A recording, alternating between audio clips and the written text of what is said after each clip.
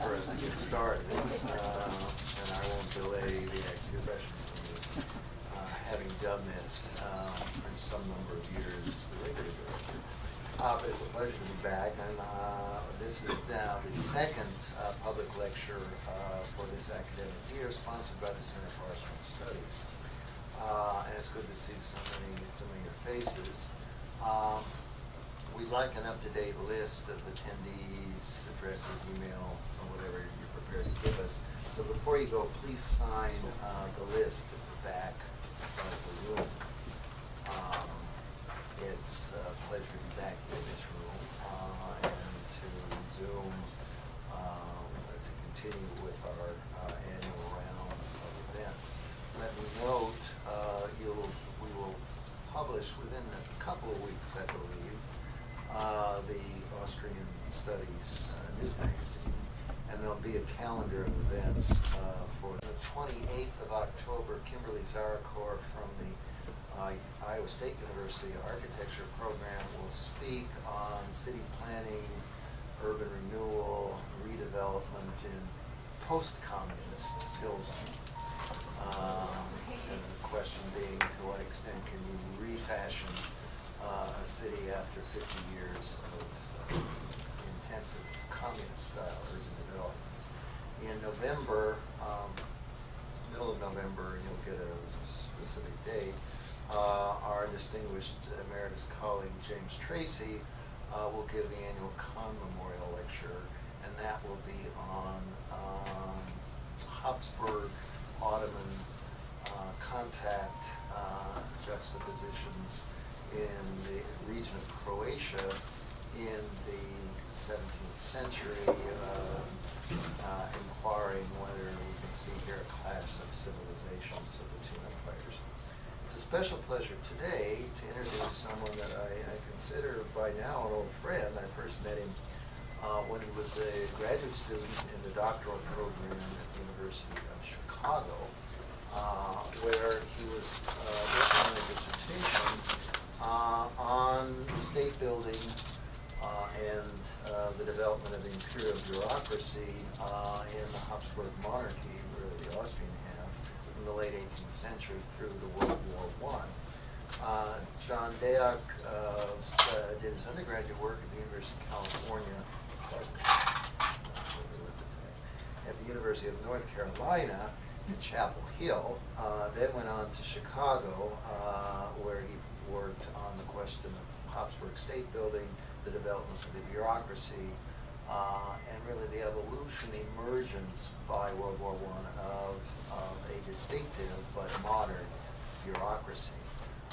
One of the many students in this field that John Boyer over a number of decades has advised, so something of a small, at least, Boyer school. The Chicago Mafia. Yeah. John followed his own nose, though, and really has joined a group of revisionist historians of the late imperial period in Austrian history, arguing against the old visions of immobility, paralysis due to the nationality conflicts, backwardness of an old dynastic empire that couldn't survive supposedly in the era of modern mass politics. John's work looking at the bureaucracy of the officialdom argues for development and evolution, something that has interested me, and I'd like to think that I've been part of that effort to reassess late 19th century development in the Habsburg lands. He has finished revising, expanding, developing that project, and has a book manuscript, Forging a Multinational State, State-Making Imperial Austria from the Enlightenment to the First World War, under the late stage of review at Stanford University Press. I won't promise anything before it's done. In 2 days, we'll have a final word. Currently, he's been working on a new book project together with another member of the Chicago Mafia, Jonathan Gumps, who's these days at the University of Birmingham in the UK, their project, How to Break an Empire, Lessons from Civil-Military Relations in the Habsburg Monarchy, 1914 to 1918. And I thought, since this is the centenary year of the beginning of World War I, that it would be particularly apposite to invite John Deak here to talk about issues in the development of state, society, and military relations in the Habsburg Empire at the beginning of World War I. His title today is projected on the screen, The Unraveling of the Habsburg Empire, New Perspectives on Austria-Hungary's Internal War in 1914. A great pleasure to present John Deak.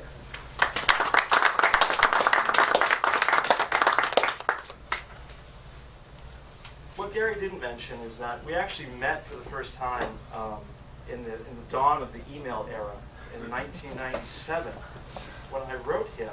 I was a junior in college, and I wrote him at the University of Oklahoma, asking if he was training any graduate students, because I really wanted to work with him.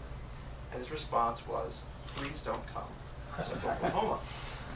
So I've admired him for a long time, and as you'll hear, one of probably the most influential things that I've read in my graduate studies were his two recent review articles. Now, I guess they still can be recent, and I'll mention them today. The first one being Neither Absolutism nor Anarchy, which yeah, everyone should read. It's a great read, and it has been influential to me. I've also admired the Center for Austrian Studies for a long time, so it's a pleasure to finally come here and be able to present something to you. What I will be presenting today is out of this new topic that I've been working on in the archives off and on when I'm not trying to finish up a book manuscript. And finally this summer I got to spend 10 weeks working in Austrian and Slovene archives on this project. What I'm going to give to you today is really unfinished business. I'm still thinking it through. It's going to be a bit rough. And so hopefully the lecture itself won't be a bit rough, but the ideas are going to still be rough. And so any feedback you can give me will be especially helpful. And I would love to hear from you. So as Gary mentioned, my first book, which I want to say it's entering production, I'm just waiting for the imprint, was a political history of the Habsburg. I'm already speaking about past tense because I want it out of my life. I've been working on it so long. It was a political history of the Habsburg imperial bureaucracy. In this project, I wanted to trace Austria's public administration from its origins in the Enlightenment, from its modern origins in the Enlightenment under Joseph II, Maria Theresia, to its dismantling in the Austrian First Republic. In fact, most of my research as a Fulbrighter was focused on what happened in the 1920s. What I wanted to tell was a story of state building, infrastructure building in the 19th century, a story of educated men, mostly men, eventually they become women, learning languages and laying the groundwork for economic expansion and political participation. In some ways, what I wanted to do in this first project was to understand how, in Stefan Zweig's terms, the age of security formed in Central Europe. Where did the age of security come from? What made it so secure? And when I looked for a dissertation topic, many people were working on political parties, national groups, national indifference, and I wanted to work on the bureaucracy, this sort of this thing that people imagine as a monolithic organization that political parties could chip away at. I thought it was actually a moving, living beast or being. And one of the metaphors that I thought through when thinking about the bureaucracy in the Habsburg Empire was that it was a partner in a waltz, in a dance. And that is, it was often the case for bureaucrats and politicians, whether they be national politicians from Bohemia or Moravia or from Galicia or from the Slovene lands or from the core German-speaking part of the monarchy, danced together. They had to work together to build the empire and to build its modern form in the 19th century. But again, I wanted to take this into the 1920s, when Ignaz Seipel has to, because of the League of Nations regulations, dismantle this bureaucracy, this imperial bureaucracy stationed in the center, in Vienna mostly. because it was too big for the Austrian Republic.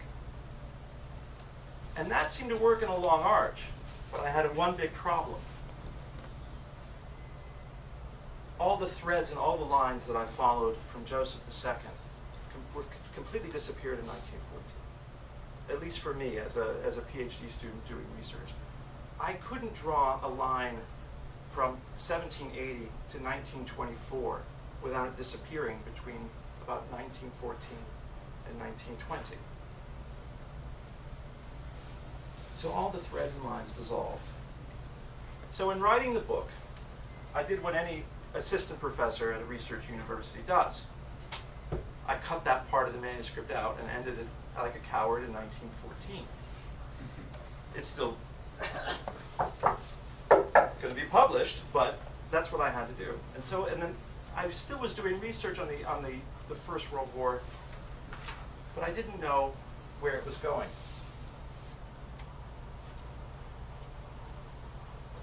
One of the first things I noticed when I started getting into my research in 1914 was that seemingly everything changes.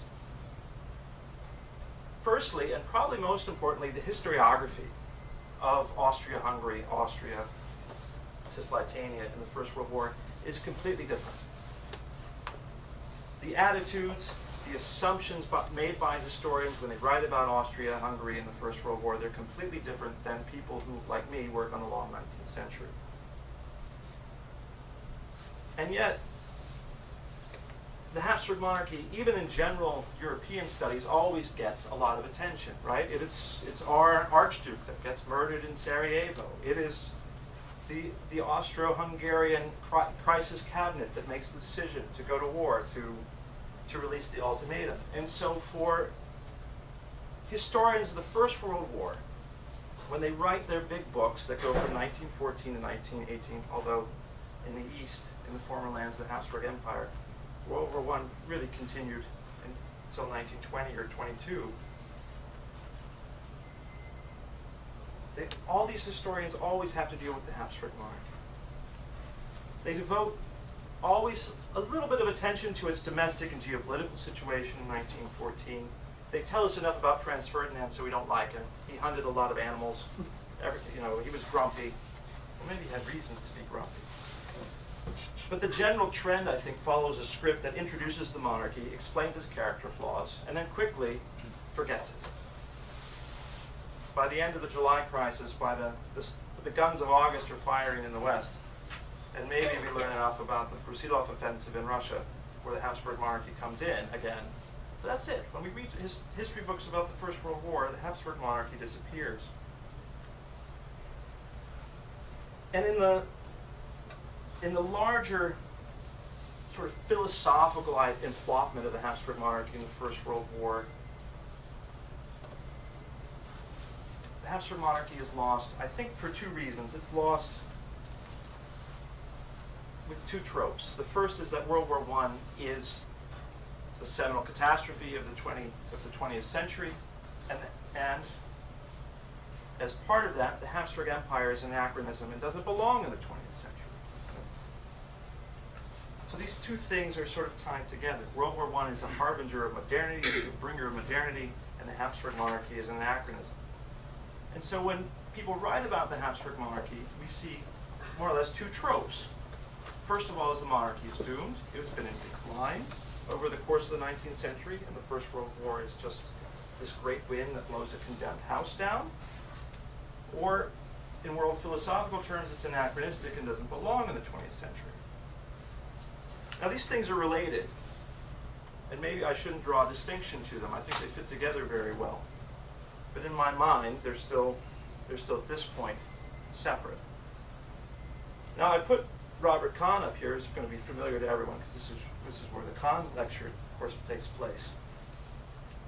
For historians like Kahn, who immigrated, of course, to the U.S. in, I think, 1938, and took his PhD at Columbia University, and then proceeded to influence historians of the Habsburg Empire, either by training them or by his really important works. And he was one of the few people in North America writing about the Habsburg monarchy during the Cold War. The First World War is read as the fulfillment of a long disintegration process. He wrote, "The disintegration process is an important chapter in the history of the Habsburg Empire, but it is, after all, just one chapter in a long chain of events." 2 sentences later, he writes, quote, "What happened within a few years is in essence only an abstract of a long, drawn-out process of decline. The Habsburg monarchy at the beginning of the war was doomed to dissolution."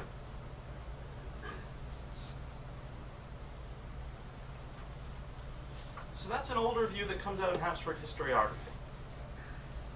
It's been substantially revised. What we see, though, in terms of the Habsburg monarchy as an anachronism, is that this trope as a doomed monarchy, an anachronism in the 20th century that needs to be swept away by the great modern event. We see the idea again that the Habsburg monarchy was on the verge of collapse. And this is now stretched to encompass a metaphorical understanding of the Habsburg Empire's relationship to modern European history. So Norman Stone, for instance, in his recent book, World War I, sets the story of the First World War, in the very beginning of his book, from the standpoint of the Treaty of Brest-Litovsk in 1918. The first page of the book is set in March 1918. And he says that in March 1918, Germany is ready to take over Europe. And it has this economic empire that's going to stretch from Germany all the way east into the Ukraine. But he writes, Germany's designs from the outset of the war for overlordship on the continent had a major flaw. That flaw was, quote, Austria-Hungary, Germany's only real ally, would soon disintegrate. The signs of that were all around. In an age of nationalism, this vast multinational empire was an anachronism. And then he adds, just to turn the knife, there were 15 versions of the imperial anthem, the Gott erhalte, including the Yiddish one.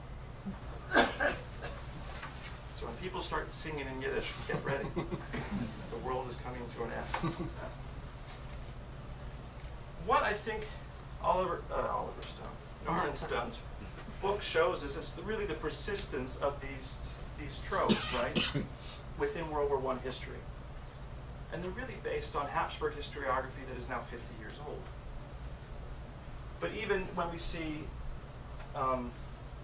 Hugh Strawn and Jonathan Lewis's Channel 4 documentary, it shows us how little of the last 30 years of revisionism have made an impact on First World War studies in the way the Habsburg Empire is plotted in histories of the First World War. About 10 minutes into this documentary, which runs over 10 hours, we're introduced to the Habsburg monarchy. The empire was ruled by Franz Ferdinand's uncle, reads the narrator, Franz Josef. He sat on 2 thrones. Now, just imagine that for a second. As Emperor of Austria and King of Hungary. By 1914, he had been in charge for 66 years. He spent them trying to resist change of any kind. Hardly ever seen out of military uniform, he hated the idea of political reform. For countries like Serbia, Austria-Hungary was the prison of nations, a repressive, undemocratic state that ground small peoples under its heel. In 1905, there were nationalist demonstrations in Vienna. In 1912, there was rioting in Budapest. By 1914, there had been ethnic unrest in almost every part of the Austro-Hungarian Empire. Local parliaments were suspended, troops brought in to restore order, end quote. In other words, absolutism and anarchy. The very thing that Gary Cohen here was criticizing in an article that appeared in 1998, summing up over 20 years of Habsburg scholarship at that point. And apparently, no one's read it. And don't worry, we're still not, historians of the First World War still aren't reading it. Just for fun, I got a grant for the University of Notre Dame to hire some undergraduates to do research in the library. One thing that Notre Dame has a lot of money for is undergraduates. Faculty sometimes, well, you have to apply. But undergraduates, they're just handing it out. And so I hired a couple undergraduates to go through a list of about 100 books published after 1980 on the First World War. And we found great zingers. This is out of one book that was published in 2005. This is my favorite. The Habsburg Empire was a holdover from the Middle Ages. Its roots went back to Charlemagne. Not the Holy Roman Empire, but its roots went back to Charlemagne. It was a ramshackle structure, fearful of its too many Slavs and the new sick man of Europe.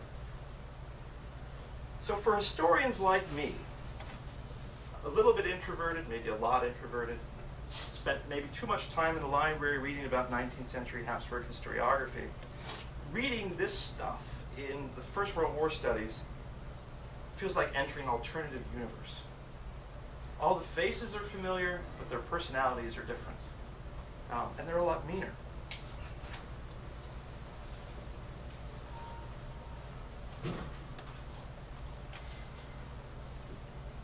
Within the Habsburg history community, especially 19th century historians, such arguments haven't had widespread credibility in the last 30 years.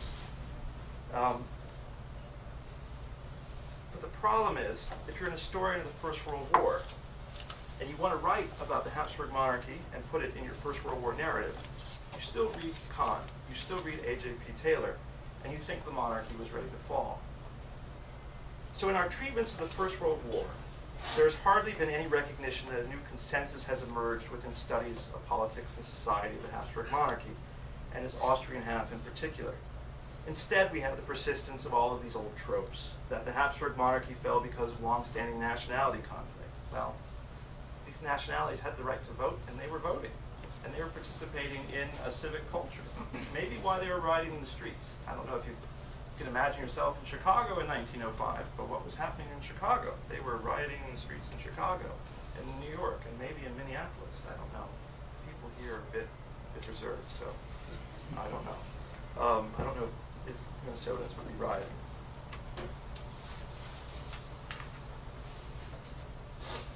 So, more or less what I've been talking about, probably for too long, is that there's now this yawning gap in the historiography between World War I histories, which are still moving in one direction, and Habsburg Empire studies, which have long since trekked in a different direction. Now, I think part of this is our own fault. People like me, who get to the First World War, and we have our narrative, and it all makes sense, and it doesn't make any sense anymore. And I know I'm on film, but yeah, I wanted to get tenure, and the book was going to take 5 more years. So what I did is I cut it off in 1914, found a military historian to work with, who's a good buddy of mine, and now we're going to be working on this project. But our political histories end in 1914, and for many historians who believe that the Habsburg monarchy was a vibrant polity, not going to fall of its own accord. War is just the sad final chapter that makes little sense to us. The political vibrancy story doesn't fit into our staging either. So my question, or my questions, really come out of how we bridge these historiographies. How do I make historians of the First World War see the Habsburg Empire differently? And what will happen to First World War studies if I'm successful? The historiographic problem becomes one of not only linking the First World War to what comes before, but explaining really the breaks, the fundamental changes that the war brings about. When I talked to First World War historians, military historians, they said, well, you know, we've known these things for 30 years, for 50 years. The Habsburg monarchy was in decline. Why are you so surprised? But I am surprised. Everything that I've learned has taught me that Dr. Jekyll somehow became Mr. Hyde between 1914 and 1918. So between the historiography, that there's a yawning gap, there's also a gap in the evidence, what the evidence tells us. When you look at evidence from 1914, 1915, when you go in the archives, you are reading documents produced by a fundamentally different state than you were 2 years before. I mean, that's one thing that I can tell you from my own research. The state absolutely changes. But before I get to that, I want to just sort of calibrate you for a moment. And I want to put us in about the period of July 15th, 1914. The War Cabinet might be writing an ultimatum to Serbia, but at the same time, the Ministry of the Interior had written to all the imperial governors of Cisleitania, of the Austrian half of the monarchy. And they invited, the Ministry of Interior invited the provincial offices to send in reports of their projected personnel needs for the fiscal year 1915-1916.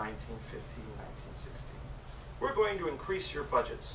How many people do you need to staff your offices? Now, these letters are highly enlightening because they tell us and provide a rich source on the trajectory of how the bureaucracy perceived itself in the Habsburg state in 1914 on the eve of war. What is clear from the letters that came back to the Ministry of the Interior is that the imperial governors, these viceroys, lord lieutenants, the Statthalter, Landespräsident, whatever, they're called many different things, what they perceived themselves to be in was a severe personnel shortage. In the face of expanding state responsibilities, they expected a larger bureaucracy. They expected the bureaucracy to expand at their provincial level and also at the level of the district, the most local level of the imperial public administration. And when that expansion didn't occur over the past 5, 10, 15 years, they were deeply troubled. And so they wrote back these amazingly scathing letters filled with maybe hyperbole, but also a lot of crisis and angst. And one of my favorite letters came from the imperial governor in Trieste, so the governor of the Austrian littoral that now houses parts of Istria, Trieste, Gürz, and Gradisca, sort of this area that will become the Isonzo front, the south part of the Isonzo front against Italy. Littoral, the coastal provinces, with its ever increasingly important position in the monarchy as a military base for naval operations and a shipping center, as well as its own linguistic complexity. It had 4 official languages that it spoke with Austrian citizens in: German, Italian, Slovene, and Serbo-Croatian. They had seen, I quote, a colossal increase in the amount of work. The changes which the state bureaucracy had underwent since 1900, the Statthalter argued, due to a, quote, intensification of state activity in all areas of public administration, had not only expanded his offices and his staff's responsibilities, but combined with little changes in personnel, little increases on the ground, either in organization or number, had caused, in his words, an acute administrative crisis. He didn't mince his words either. He chided the government and the interior minister for handling his province and his administrative needs in a, quote, stepmother-like fashion, end quote. He wrote to the interior minister that, quote, the general overload threatens work with flippancy, it causes great and harmful delays, it dilutes the zeal for work, and inhibits one from taking the initiative many times over, end quote. The letter was 14 pages. It went on and on and on. And he lays it out quite specifically. In 1900, his office processed 38,044 case files. By 1907, the number of cases had risen 63% to 62,000. By 1913, they were processing 85,000 case files, which, when compared to 1900, is an increase of 126%. The increase in files, he wrote, was due to economic and infrastructure development, those things that modern bureaucracies do.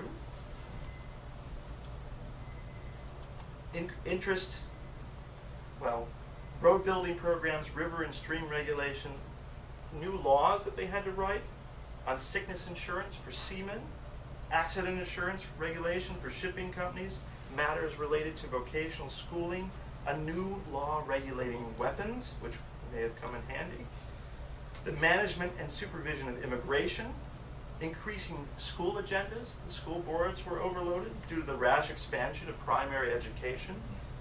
All of this stuff created new matters for the administration to supervise, but presented matters over which the bureaucracy also had to develop technical and expert competence, and they didn't have the staff to do it. And finally, the Statthalter, the governor, adds, one of the biggest and most useless time-consuming activities we have to do is watch films because we are in charge of censoring films in the province. So he sees a looming crisis. Now, I might have put you all to sleep right there, but this is what bureaucracies do. This is what healthy states do. This is what the states of Europe in 1914 are doing. They're building roads. They're passing new regulations to promote business but also protect workers. The United States is doing this at the same time. But of course, this monarchy is ready to fall, right? The other thing that in these letters from the imperial governors that I should note is they're all written like this. The governor of Styria needs more medical personnel, land doctors and physicians and veterinarians. He's more worried in health and sanitation. The Statthalter, the governor of Trieste, is really worried about everything. But there's nothing in these letters that are all dated between about June 20th, or no, July 1st and July 20th, 1914, about a war. There's nothing about a war. They're not ready for a war. They're not planning for a war. They're planning for things to go on as they had. Now also within 2 years, the governor of Trieste was changed. And the new governor was brought in during the war to be tougher on the Italians and the Slovenes. They brought him in from Carinthia. But by 1915, when Italy had begun to open a new front in May with Austria-Hungary, the army was shooting out the windows of the governor's office because they left the lights burning at night. And they'd been ordered to turn the lights off. So what happens? I think there's a break in the way the state functions. And I've been trying to find where and how the state stops its course before 1914 and begins a completely different course. It's not just fighting a war. There's a lot more going on. But my preliminary approach to answering what happened to Austria-Hungary in 1914 is to look at the state of exception. This is when the laws in Austria-Hungary changed overnight, literally overnight, between the 25th and the 26th of July 1914. The state of exception was followed by a series of 154 emergency laws and 510 additional ordinances, which were promulgated by the cabinet ministers themselves. New emergency legislation addressed everything from industrial production to veterinary medicine. Now Austria-Hungary's resources were controlled for maximum efficiency in the war. But these laws, these new laws that came as a result of the state of exception in 1914, also established a system of control, a system of censorship, and a new system of justice, over which would really mark Austria-Hungary as one of the most repressive states on the European continent. Even more than this, there was a war surveillance office that appeared overnight in Vienna in late July without any law or announcement or any attention given to it. It just sprang up. A major transformation of the Austrian state had taken place. There was a complete reversal of policy and a veritable U-turn from the order of things before the war. And this is where we see Dr. Jekyll turning into Mr. Hyde. Now, there are complicating factors to this. And one is, what is the role of the bureaucracy in this new war state? And this role changes. And it changes abruptly at first, and I'll explain what happens later. On July 26, 1914, 2 days before the declaration of war on Serbia, the Prime Minister, Count Karl Sturck, sent a letter to all of his governors, the same people the Interior Ministry was asking for new personnel recommendations. And he said that there is a war coming. The martial events which stand before us make it completely irrefutable that all organs of the state administration must unite with their full effort and collective strength around one goal, the mobilization and application of the military forces in the service of the fatherland. Sturck wanted his governors to cultivate and encourage the patriotic cooperation of all the monarchy's peoples without regard to class, nation, or confession. It was also clear that the political administration was to set aside all matters of internal politics and orient, quote, the collective energies of the state to the assured, quick, and complete achievement of our war aims, end quote. The political administration was now to find itself the handmaiden and executive of the military. And as some of the files in the early months of the war indicate, the Army High Command frequently would remind the bureaucracy of its now secondary status. What begins here as a moment of mobilization with bureaucracy is supposed to help the Army make sure that mobilization goes swimmingly, is a state of emergency that never ends. Because by the time Austria-Hungary is fully mobilized, its armies are being annihilated on the Eastern Front. And the emergency legislation, the mobilization legislation in Austria-Hungary that has been in place in case of a war is never suspended. Austria is in a state of permanent emergency and mobilization.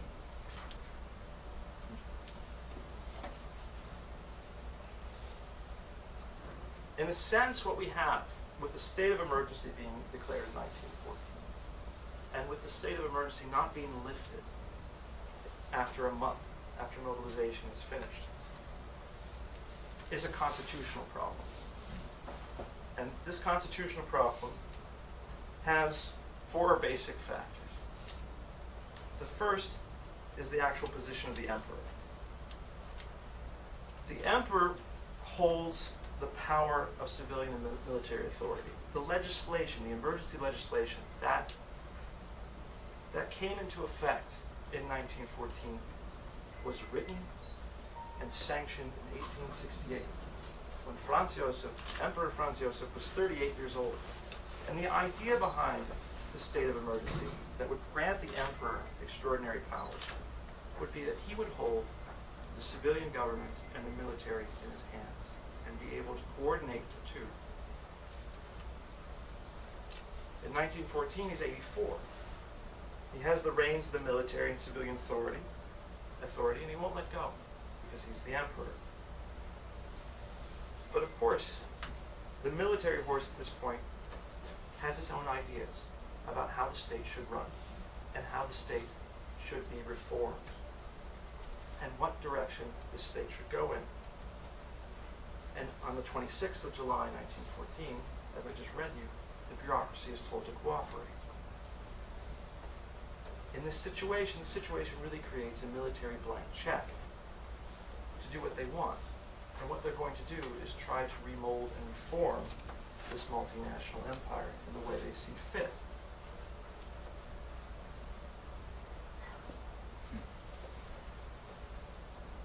I'm going to just sort of list a few vignettes of what I think comes out of this constitutional gap, where the military is able to try to remake the Austrian state after 1914. And my first point here is that the military uses war emergency legislation, uses their new powers in war to persecute movements and leaders that they deem to be anti-military or anti-state. Now, I don't know how many of you are familiar with István Deák's book, Beyond Nationalism. It's a great book. It was very influential to me. It was one of the things that sort of, when I saw it on the shelf, well, maybe I can become a Habsburg historian. It's got the right name. But he characterizes the role of the army in civilian life, in villages. And he recalls to us this great scene from Radetzky Marsh, where the military band is playing in the main square of the town. I want to sort of flip the coin and talk about what the military is also doing when they're not playing on Sunday afternoons in the main square of the town. They are writing reports to company commanders about how terrible everything is, and how evil the people are, and how nationalist they are, or how politically engaged they are. And these reports from local levels are being sent up to the territorial commands and then being sent up to the general staff. So the army had a very clear idea, at least in their own minds, of what was happening locally and what they wanted to change. And 1914 gave them a moment to do this. And they also had very good ideas about whom they wanted to persecute. And they started right away. For instance, in Styria and Carinthia in the early days of the war, systematic arrests occurred of Slovene politicians, intelligentsia, and priests. In Styria, the military and the gendarmerie, which was put under military supervision, arrested countless teachers, priests, and politicians in response to the fear of anti-Habsburg activity or even military sabotage. In the South Styrian village of Ariarast, numerous arrests of Slovene speakers marked what Martin Moll has written about this. He's a historian at the University of Graz, called a scenario of blind rage on the part of the domestic security organs and military justice.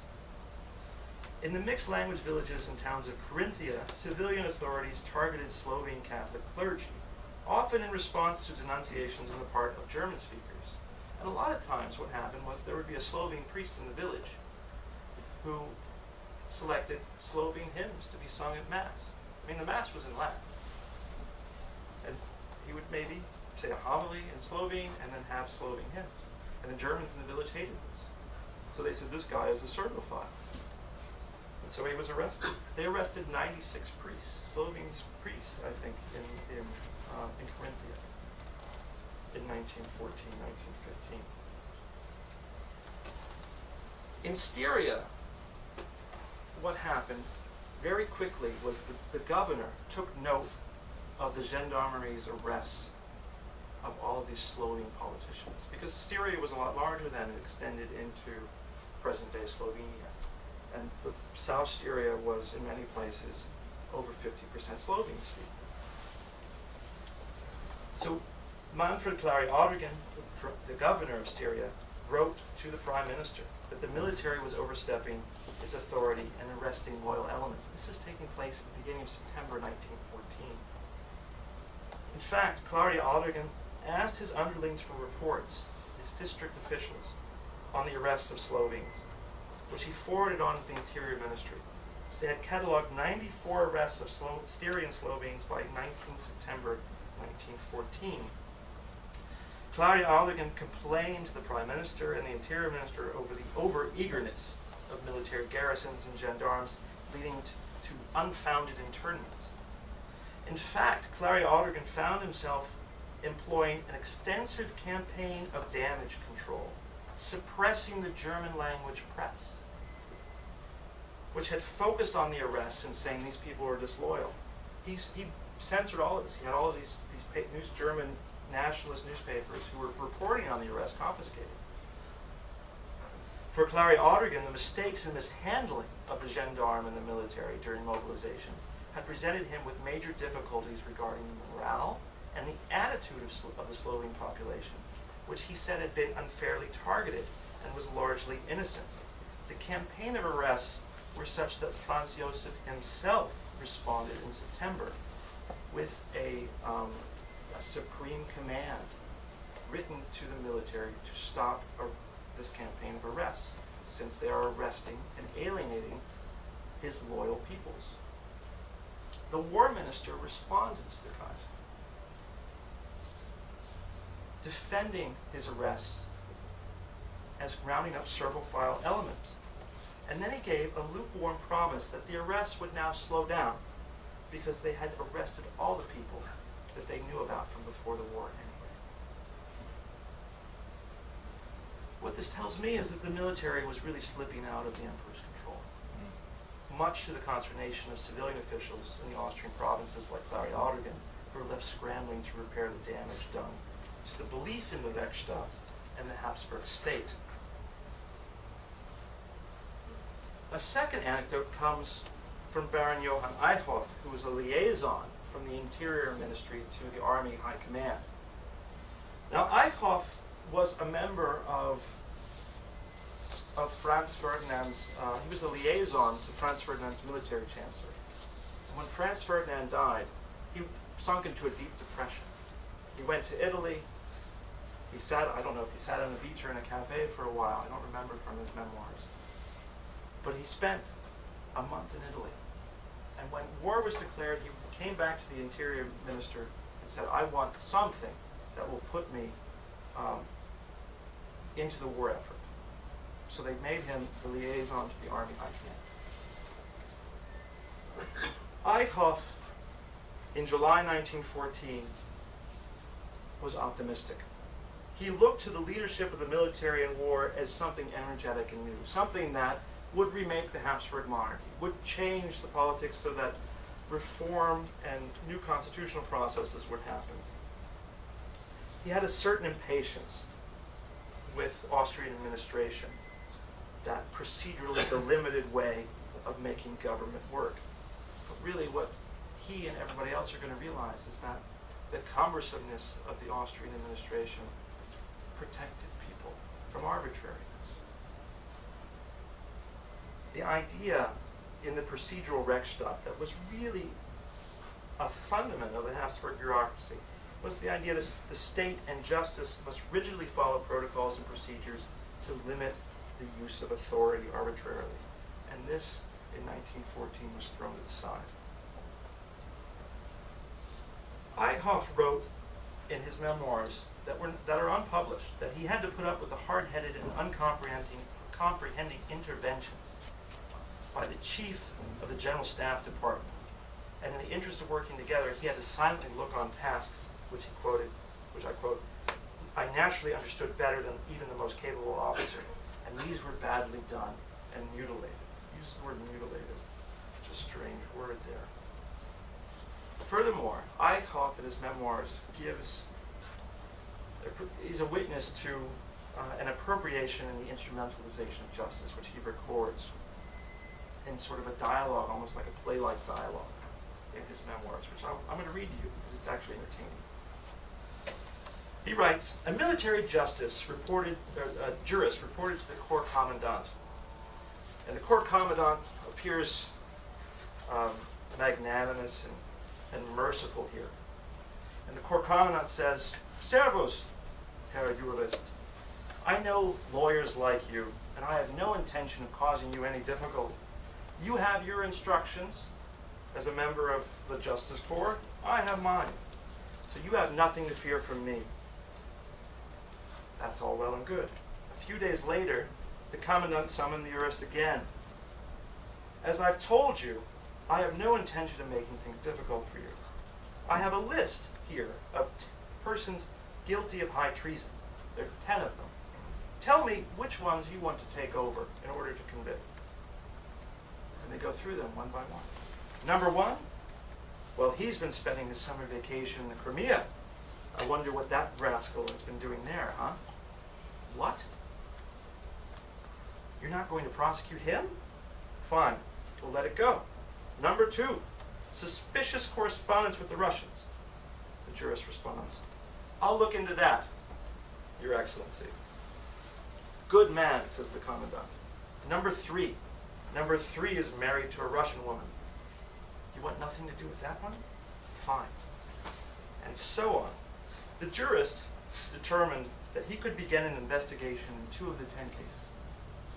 There wasn't a trace of guilt in the others. The Corps Commandant then called for his aide-de-camp and says, this is a list of 10 persons guilty of treason. X and Y are going to be taken over by the jurist here. The others are to be shot immediately without trial. This is my decision. And he turns to the jurist and says, as you can see, I'm not making any difficulty for you lawyers.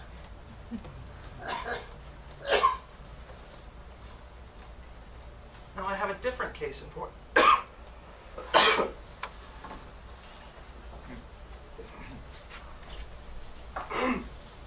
I have a different case in what happens to the bureaucracy.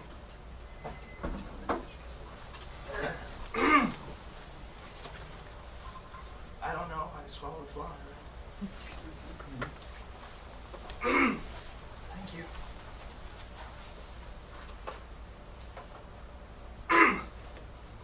Mobilization does something else to the bureaucracy. And it basically rips it out from its local moorings right away. If we have a quick view of Lower Austria, doesn't see any battle, nowhere near the front lines in 1914. On August 6, 1914, the governor of Lower Austria, who's the former prime minister, sent a circular memorandum to all of his district prefects, requesting that they inform his office which of your civil servants, which of your public administrators are being called up into the army. The results are striking. This is August, beginning of August 1914.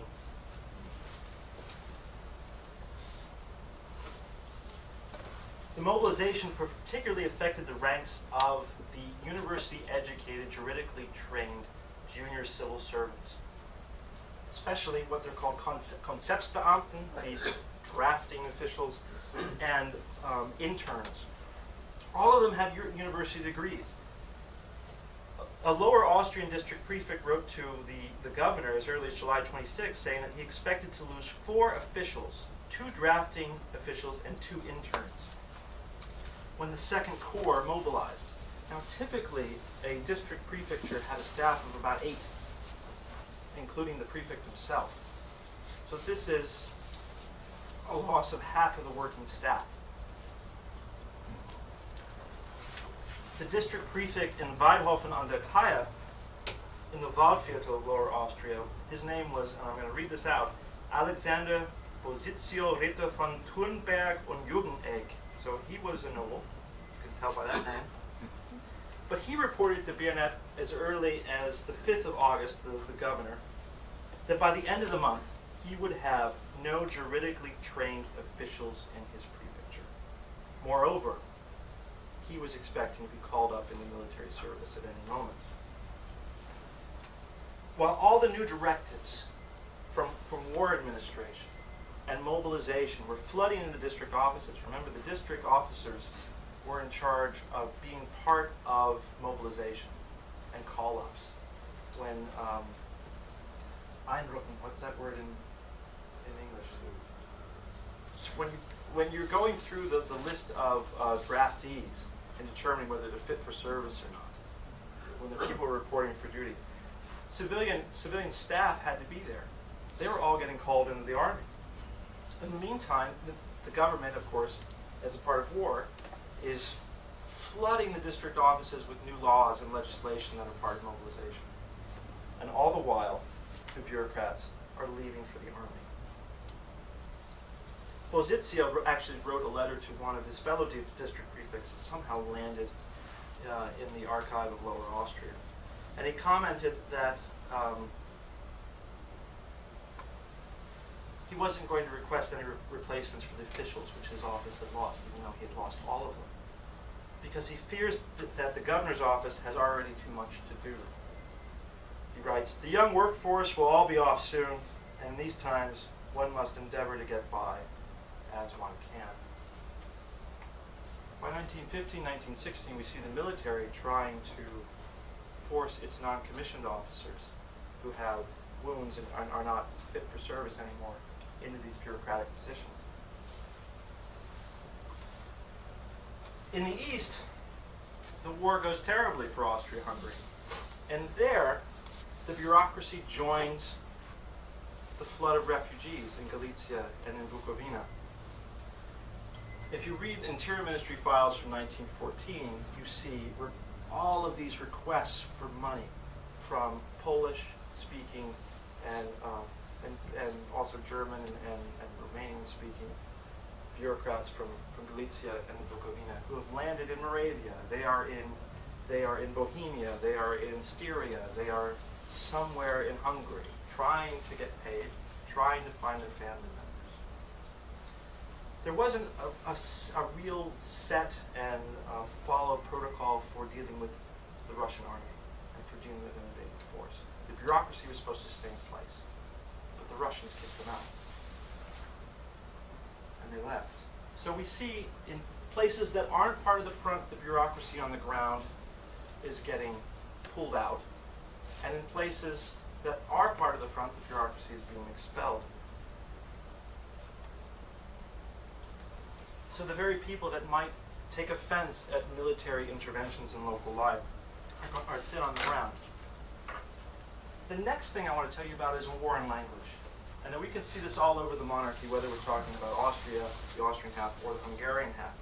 But I'm just going to give you one example from the Trentino, South Tyrol, Italian-speaking Tyrol. There, in 1916, the imperial governor came into sharp conflict with Archduke Eugene, who was the commander of the armies on the Southwest Front. The conflict had begun when Archduke Eugene ordered his customs border officials, which came under the military's control under emergency legislation, to remove all Italian language signs from all the roads, all the train stations, from all stamps, from all letterheads, from any official government notification. Eugene informed Governor Toggenburg of Tyrol that he was doing this, and he expected the governor and all of the places not on the front to do the same thing. Eugene became impatient. After all, he was a Habsburg Archduke and the commander of the armed forces on the Southwest Front. And when Toggenburg ignored Eugene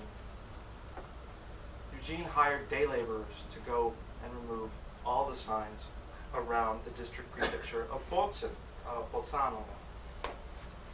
This included signs prohibiting railroad crossing, which was dangerous, general warnings, signs on government buildings, but also signs on shops and taverns. Toggenburg now complains to the Minister of the Interior. And the Minister of the Interior, when he sees this, he ducks and covers and passes the thing on to the Prime Minister. Toggenburg complained that this was a violation of Austria's December Constitution. It violated language rights, but also the right of Parliament to designate the names of government offices. Because in certain places, the district offices were not called district offices, they were called something else in Italian. Eugene pressed on. He wanted all of the signage in all of the Italian-speaking areas of the monarchy, from the Trentino down to the Dalmatian coast, to be changed to German or Croatian or Slovene. He wanted the names of towns and geographic designations to be translated mostly into German, and where there was no German word available, they would make it up. Italian was to be officially erased. Now, in communicating to the governor of Tyrol, Eugene grounded his actions with claims that it is not too much to demand from Italian speakers to know a few words of German. He also claimed that there were good military reasons for having signs, geographic designations, and the presentation of government buildings in a single language, German. But there was an emotional aspect to this as well, and he didn't admit it to Toggenburg, but he admitted it to General Conrad, the chief of the General Staff, when he wrote to Conrad a personal letter in 1916 about this very topic. He wrote to Conrad that the conditions in the South Tyrol are militarily unsustainable. It can no longer be tolerated that the troops who fight for the fatherland and to see the language of the enemy on all of Austria's public buildings and signage. Conrad promised to support Eugene. He wrote Eugene back to agree totally. But here, finally, by 1916, we see the government putting up a strong fight. Prime Minister Sturg sent a very long missive, which I won't read to you. I'll spare you. But he lectured the War Ministry on the division of power between civilian government and the military.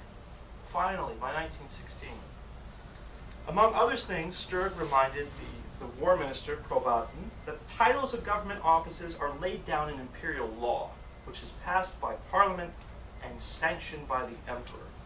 The army does not have any jurisdiction to change them.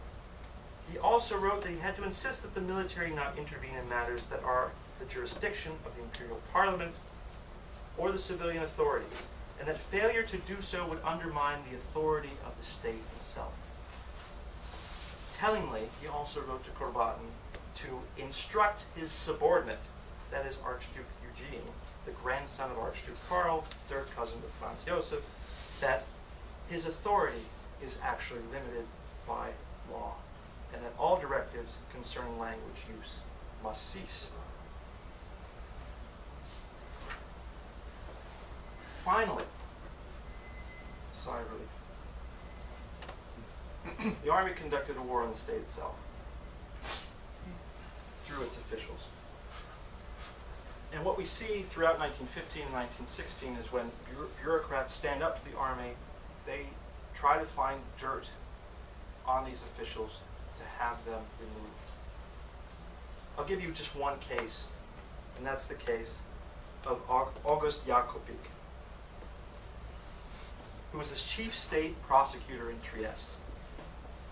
The Army felt as if Jakobik, he was a Slovene by name at least. He was a German speaker. He was an official. He came out of a bureaucratic family.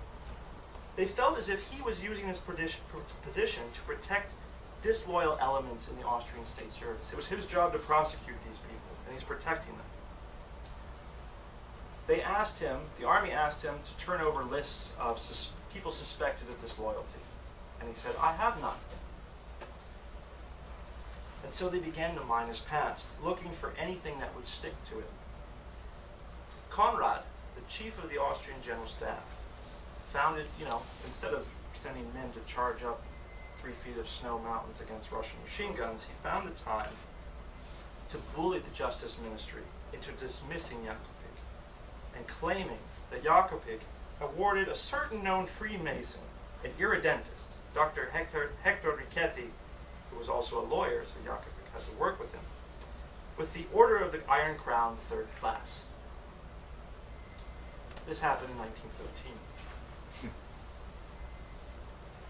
The Justice Ministry, following, and this is around the same time that Sturgis is demanding that Eugene stop doing language changes in the empire. The Justice Ministry also finds its backbone and hits back with its biggest weapon, procedure. Judges could only be dismissed after convening a jury of their peers, fellow judges. And this had to go through a certain process. Judges are free from political intervention. His appointment as a judge protected him. But tellingly, the Army campaign didn't just focus on people like Jakobik judges. They focused on officials. They waged a campaign against Franz von Thun-Hohenstein, who was in Bohemia, for protecting Czechs, and to Prime Minister Sturg himself, trying to get him ousted. So now I'm going to wrap it up.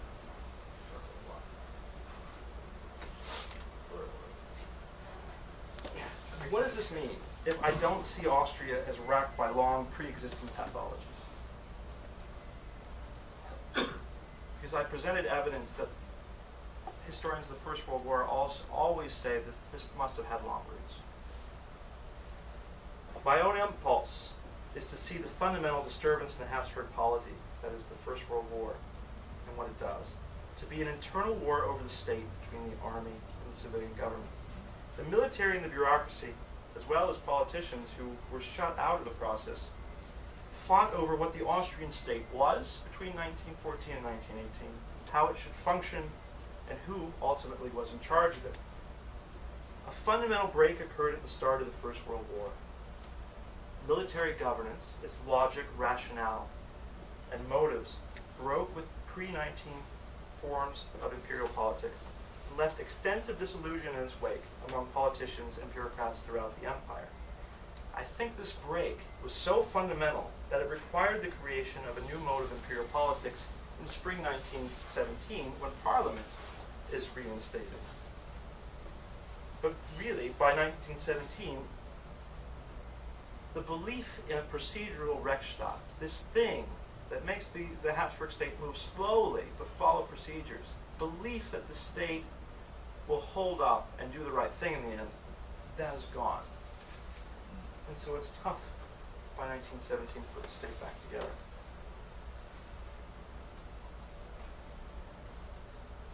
Repeating myself for just a moment, instead of seeing the monarchy as an anachronism and torn apart by nationality conflict that has long roots, and that's why the Habsburg monarchy falls, I think we should look closely at what really happens in the First World War. We have major losses. I mean, the Habsburg army has to replace itself 2 to 3 times because of how many people die. We have starvation. The Habsburg monarchy cannot really coordinate food policy. I mean, if you think Galicia is a breadbasket of the Habsburg monarchy, and it serves as a battleground. That the harvest is, I mean, the planting season is interrupted and the harvest is interrupted 3 years in a row. And of course, the deprivations and deaths call for sacrifices on the part of the populace, sacrifices that the populace makes for 4 years. But in the end, I don't think they believe in the state anymore. What this tells us, I think, is that the Great War is of fundamental importance to understand what happens in Central Europe. This isn't a state that is undergoing a long-term decline, but we have to find out what is going on in the Great War. I think we also need to force World War I historians to re-examine their suppositions. And we also need to change our own paradigms. If we tune our focus to understanding why an old empire can collapse so quickly and so utterly, and how the war did this isn't long-term decline, but something that is caused by what happens in the war, I think we may understand the First World War in new and important ways, and the 20th century in new and important ways. The real tragedy, I think, of the First World War, and the tragedy of this 20th century, or maybe the tragedies of the 20th century, may actually be a Habsburg story. The Great War, for a long time, ended the possibilities of multinationalism in Europe. Instead of seeing the war as a moment which sealed the coffin of the Habsburg monarchy and which led imprisoned nations out of jail, imprisoned nations who, when free, eventually started killing each other, we need to look at what kinds of processes the war interrupted, what future multinational polity disappeared from view. I don't think these are contrary to fact type questions. This isn't really alternative history. We have to understand the trajectory of the Habsburg monarchy. These questions, I think, are once again with the return to multinationalism, the supernatural, I teach at Notre Dame, the supranational state in Europe and the idea of it now are more fitting questions to ask of Europe's past, a past in which the Habsburg Empire stands at the very center. So thank you.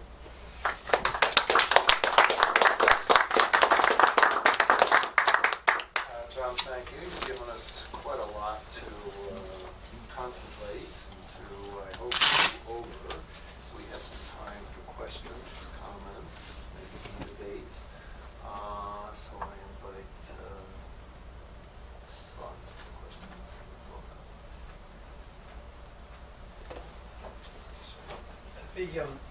The military's notion that if we are at war, it should be total war. Did they borrow that notion from the